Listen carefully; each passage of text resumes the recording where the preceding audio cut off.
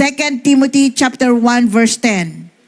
Ano pong sabi ng 2 Timothy chapter 1 verse 10?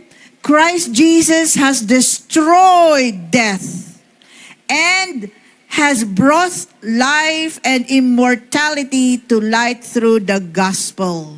So there is this thing called immortality. Tayo po ay mga immortal.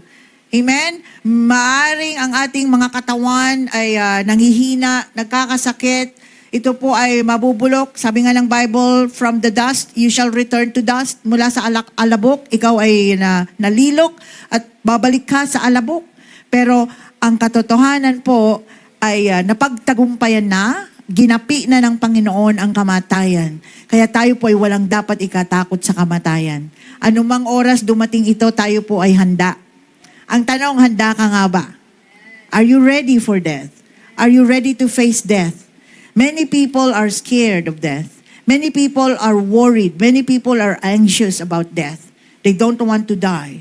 But they know that inevitably they will die. Sila po ay mamamatay.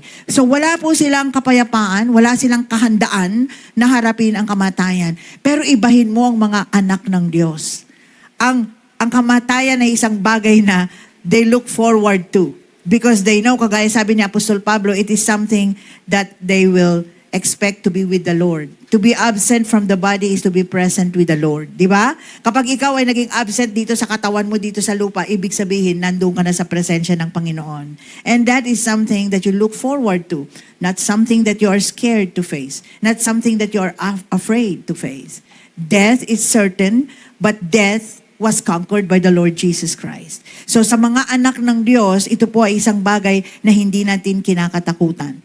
Bagkus ito po ay bagay na handa nating harapin. So the reality of death is there, but the reality that Jesus Christ conquered death is also there. So we don't have to fear death. He has conquered. He has destroyed death.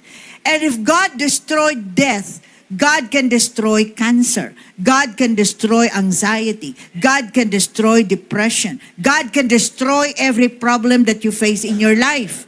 Because if He has conquered the ultimate, which is death, He can conquer everything. Amen?